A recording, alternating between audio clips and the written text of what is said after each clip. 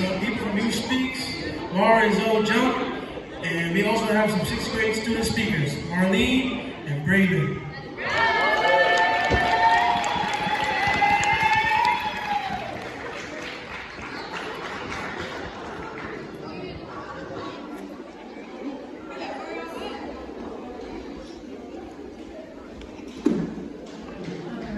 Hello, good afternoon. Happy AAPI month, everybody. I am here representing YouthSpeaks. My name is Mar. Hi. Y'all can say hi, Mar. Hi, Mar. Hey. And can y'all say hi, YouthSpeaks? Hi, YouthSpeaks. They're all preparing in the back right now, about to drop some bars. I'm really excited. Before we get into it, I do want to give a few introductions. So, for those who don't know, YouthSpeaks is a 501c3 and they focus on creating spaces and places that help youth develop and use their voices as creators of social change. I hope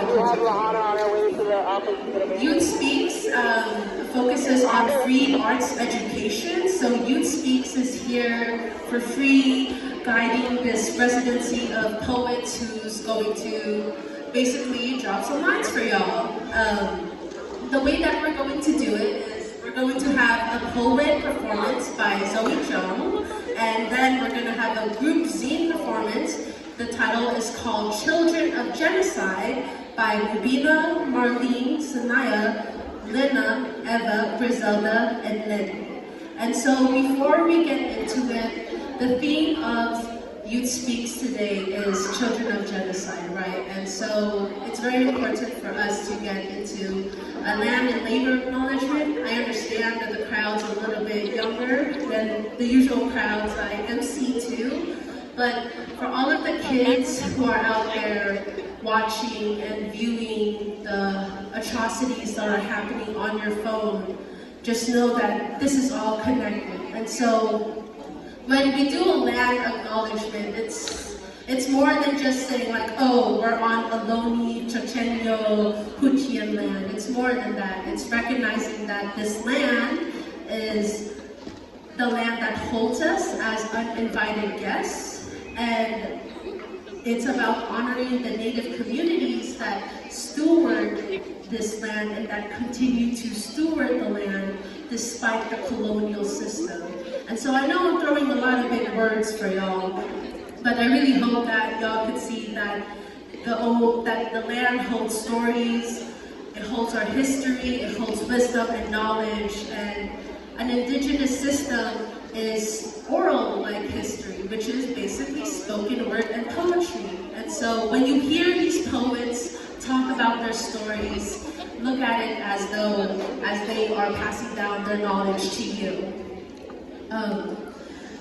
To tie it back, we're going to transition to the labor acknowledgement. And so this is important for AAPI month, where in America, everything is found on the genocide and ethnic cleansing and exploitation and enslavement of Black, African folks who reside on occupied Turtle Island, on Native indigenous communities, and on other ethnic groups who were basically oppressed by America. And that could be like neo-colonialism, meaning like Hawaii. That's a whole island that America took and didn't even recognize their own self-determination. There was Chinese American railroad workers who gave their lives to build America's railroad system, yet they weren't compensated or treated kindly or treated fairly. There was no justice. And so I'm bringing this all together because throughout history, peoples have been oppressed and have been exploited, and Native Hawaiians, Asian Americans, and Pacific Islanders, we are part of that. We don't often recognize or honor our history from that. And so it is a moral duty for us to honor and recognize the land, because by doing so, this is really important, by doing so, you understand the importance of collective liberation.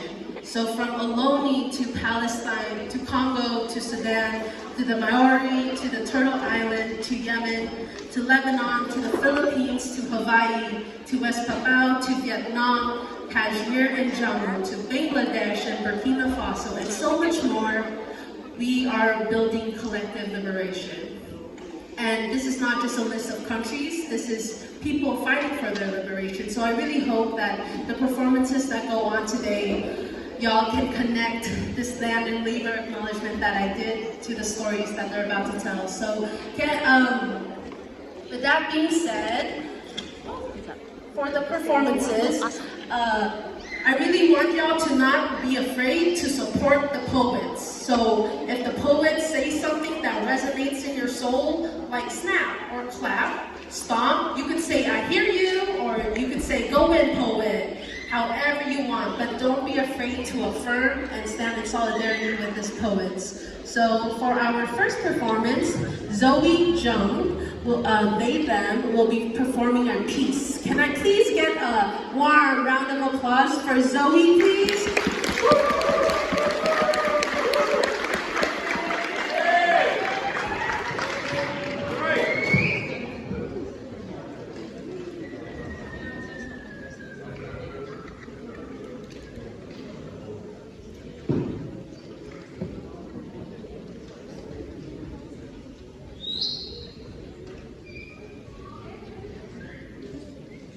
This year is a great time to fall out of love with democracy. Catch it before it pretends its way back to caring.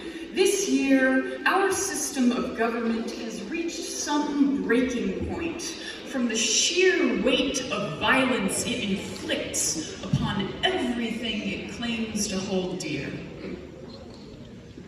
Omar El-Khadd's newest book is titled, "One Day, Everyone Will Have Always Been Against This."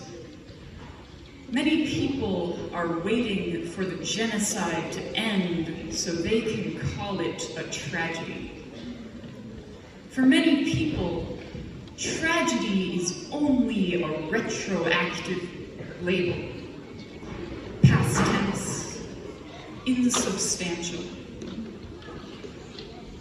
El-Khadd illustrates how you cannot say genocide without doing something, and the administrators, senators, presidents, judges, tenured faculty who wave white flags and call for investigation, these traitors to our freedom, do not want to do anything except sink deeper into their own moral flimsiness.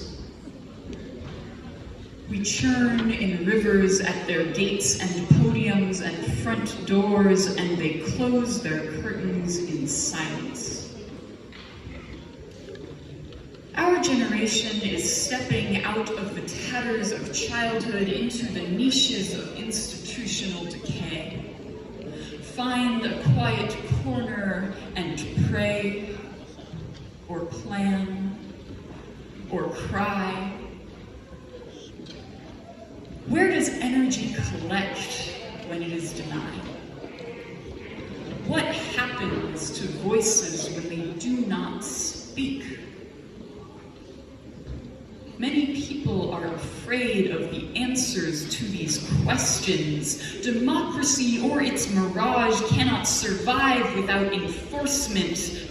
Tech postures at programming our way out of extinction, then turns around and supports corporate destruction of the environment. Lawyers in international courts warp numbers past meaning. Every moment another disaster, bombing, famine, apocalyptic fire, or flood. El-Khadd points out moments of severance, when it becomes impossible to metabolize the ever-growing chasm between truth and politics, when you see straight through democracy to its core of empire, and inside that, nothing.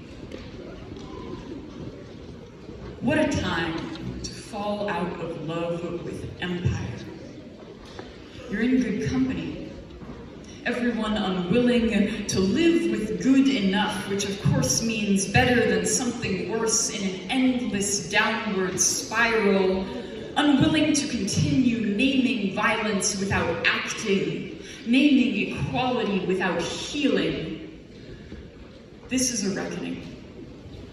This is the start of answering the question, how much energy can you force silent before it explodes?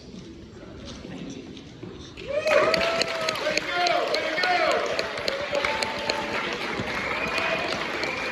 Now, can we give more love to Zoe, please?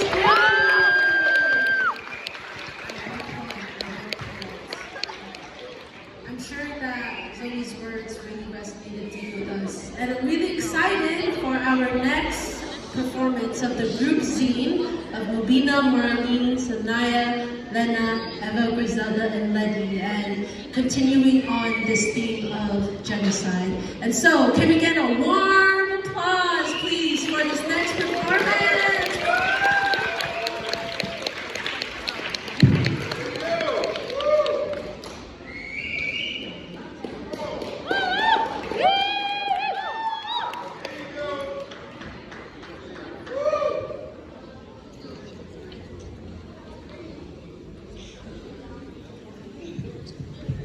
Mic's on? Okay, yeah. All right, so my name is Miss Mubina. I've had the honor and pleasure of working with a few with me on stage and a large, beautiful group of lovely students this semester. We have created a group zine that I help outline for them. And it's titled Free All Ghetto Children Worldwide. And the chapter that we featured, created together, is called Children of Genocide. So in this beautiful moment, I present to you excerpts from our own self-published copies this year, our Children of Genocide, a group reel. Thank you. They asked me what genocide looks like. In my eyes, genocide looks like 500,000 martyrs and counting in Palestine, or as the palette our colonizers contort our indigenous tongues with the grips of their foreign forced language to announce 500,000 martyrs and counting in Palestine. It looks like Gaza, Sudan, Congo, Africa, our motherland, like Oakland, our indigenous and our homelands. In my eyes, it looks like when is it going to end? It looks like the silence of the breath leaving his lungs mid-conversation as my best friend, a man with sunshine, doubles over in disbelief. As I watch the light in broad daylight leave his eyes beneath our tree, his Jerusalem coffee house from the sudden martyrdom of yet another friend, it's his sister's announcement of another entire family line and Gaza being wiped out. Say their name, pray their names, they are still amongst us. Have you ever seen our grown men heroes made hood soldiers cry? A ground-sweeping, breathtaking heartache, no words or any embrace, but a prayer's hug from us all to put God's boots on our heartbeats, to give them feet to walk and carry us forwards as our hearts hold hands. We each sang prayers as force fields of this televised revolution.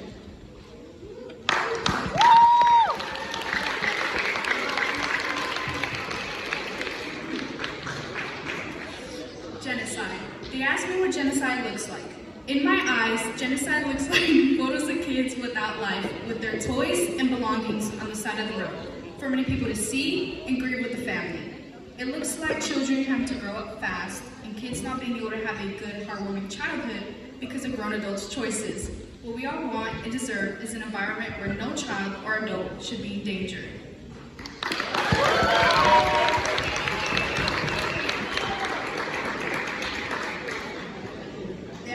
They asked me what genocide feels like. In my mind, genocide feels like stripping hearts and emotions from a child because of people's decisions and feeling anger, frustration, pain, and relief. It feels heavy knowing you could have done something to help, but also knowing you couldn't move. It feels like you're losing your longing for something when this happens, and that's peace.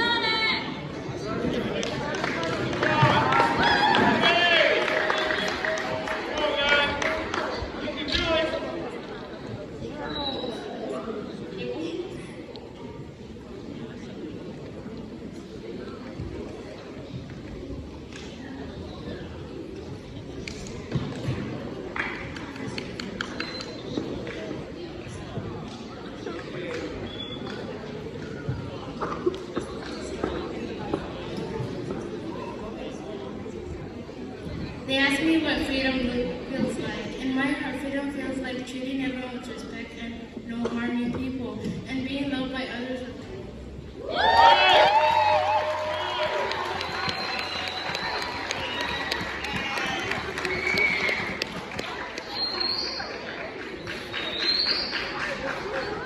They ask me what liberation looks like. In my eyes, liberation looks like women being able to do what they want to do without getting judged, and no one have to fight for their rights because they already have it.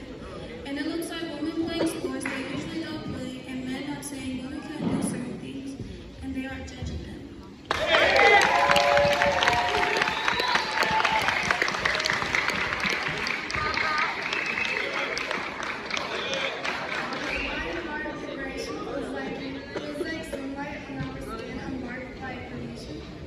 rising where dark arms child are